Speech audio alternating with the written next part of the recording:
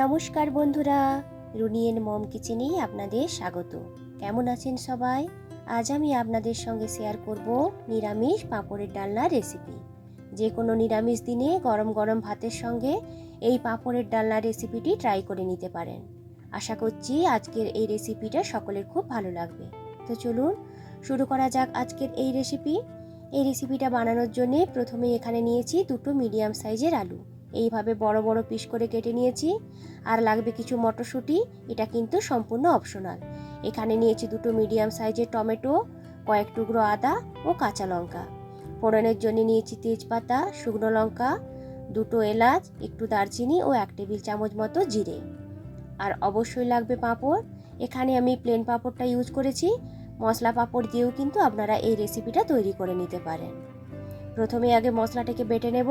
তো এর জন্য একটি মিক্সি জারের ভেতরে এক এক করে আদা, টমেটো ও কাঁচা লঙ্কাটি দিয়ে দেব। ঝালটা আপনারা আপনাদের প্রয়োজন মতো কম বেশি করে নেবেন। এখানে কিন্তু কোনো জল অ্যাড করব না। টমেটো থেকে যে জল বের হবে তা দিয়েই কিন্তু এই পেস্টটা খুব সুন্দরভাবে তৈরি হয়ে যাবে। এরপর পাঁপড়গুলোকে এইভাবে 4 টুকরো করে কেটে নেব। আপনারা চাইলে পাঁপড়গুলোকে 2 টুকরো করেও কেটে নিতে পারেন, আবার ছোট ছোট করেও কিন্তু কেটে নিতে পারেন। পাঁপড়গুলো ভেজে নেওয়ার জন্যে একটি প্যানে দিয়ে দিলাম পরিমাণ মতো তেল। তেলটা একটু এখানে বেশিই দেব, কারণ ওই তেলেই কিন্তু পুরো রান্নাটা আজ আমি করব। তেলটা যখন খুব ভালোভাবে গরম হয়ে যাবে তখন একটা একটা করে পাঁপড় ওই গরম তেলের ভেতরে দিয়ে ভালো করে ভেজে নেব। দেখুন এইভাবে সমস্ত পাঁপড়গুলোকে আমি ভেজে নিয়েছি। এরপর ওই সেম তেলেই দিয়ে দিলাম আগে থেকে কেটে রাখা আলুগুলোকে। অ্যাড করে দিলাম সামান্য একটু নুন ও হলুদ। মিডিয়াম ফ্লেমে রেখে ভালো করে আলুগুলোকে লাল লাল করে ভেজে নেব। লাল লাল করে আলুগুলো ভেজে নেওয়ার পর আলুগুলোকে তেল থেকে তুলে নেওয়ার পর ওই সেম তেলেই দিয়ে দিলাম 1 টিস্পুন মতো চিনি। চিনিটা যখন তেলের সঙ্গে ভালোভাবে মিক্সড হয়ে যাবে এতে দিয়ে দিলাম এরপরে 1 টিস্পুন মতো হিং। যারা হিংটা পছন্দ করেন না তারা কিন্তু এই হিংটাকে স্কিপ করতে পারেন, তবে কোনো নিরামিষ রান্নায় হিংটা দিলে কিন্তু খুবই ভালো লাগে। হিংটাকে একটু ভেজে নেওয়ার পর এতে দিয়ে দিলাম গোটা গরম মশলা, জিরে, শুকনো লঙ্কা ও তেজপাতা ফোড়ন। ফোড়নটাকে সমস্ত কিছু দিয়ে একটু ভেজে নেব। যখন একটু লাল লাল হয়ে ফোড়নটা ভাজা হয়ে যাবে তখন এতে দিয়ে দিলাম টমেটো এবং আদার পেস্ট। মিক্সির জারটা ধুয়ে কিছুটা জল ওই মশলার ভেতরে অ্যাড করে দেব।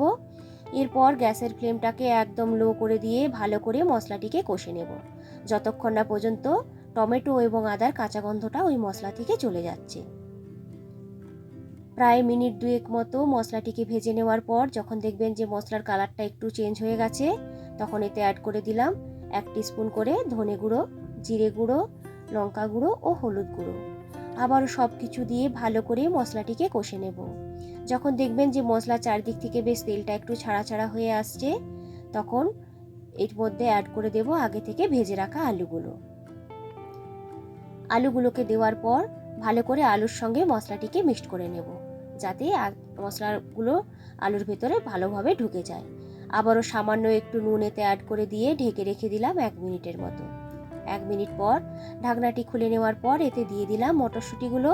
মটরশুঁটিগুলো কিন্তু অপশনাল, আপনাদের কাছে যদি থাকে আপনারা দেবেন, নাহলে কিন্তু এটাকে স্কিপ করতে পারেন। সমস্ত কিছু ভালোভাবে মিক্সড করে নেওয়ার পর এতে দিয়ে দিলাম পরিমাণ মতো জল। এখানে জলের পরিমাণটা কিন্তু একটু বেশি দিতে হবে, কারণ পাঁপড়গুলো যখন এই গ্রেভির ভেতরে অ্যাড করবেন তখন গ্রেভি থেকে কিন্তু একটু জলটা শুক করে নেয়, তাই জলের পরিমাণটা একটু বেশি রেখে ঢেকে রেখে দেব 5 মিনিটের মতো। 5 মিনিট পর ঢাকনাটি খুলে নিয়ে আলুগুলোকে একটু চেক করে নেব। যখন দেখবেন যে আলুগুলো প্রায় সিদ্ধ হয়ে এসেছে তখন এতে অ্যাড করে দিলাম 1 টিস্পুন মতো গরম মশলা ও 1 টিস্পুন মতো ঘি।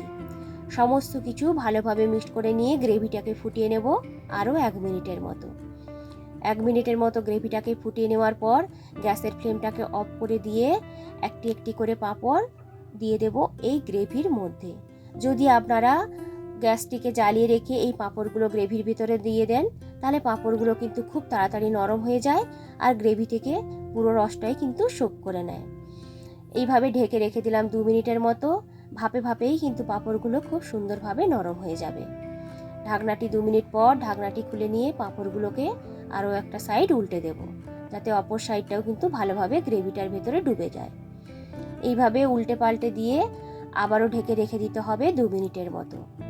2 মিনিট পর ঢাকনাটি খুলে নিলেই কিন্তু তৈরি হয়ে যাবে আজকের এই পাঁপড়ের ডালনা রেসিপি। তো বন্ধুরা, আজকের এই রেসিপিটা যদি আপনাদের ভালো লেগে থাকে অবশ্যই কিন্তু একবার বানিয়ে নেবেন ও কেমন হয়েছিল আমাকে কমেন্ট করে জানাবেন। নিরামিষ দিনে গরম গরম ভাতের সঙ্গে কিংবা রুটি পরোটার সঙ্গেও কিন্তু আপনারা এই রেসিপিটিকে সার্ভ করতে পারেন। এই ধরনের নিত্য নতুন রেসিপি দেখতে চাইলে আমার চ্যানেলটিকে সাবস্ক্রাইব করবেন, লাইক কমেন্ট ও শেয়ার করতে কিন্তু ভুলবেন না। আবারও হাজির হব নতুন কোনো দিন নতুন কোনো রেসিপি নিয়ে। ভালো থাকবেন, সুস্থ থাকবেন সবাই। আজকের মতো টাটা।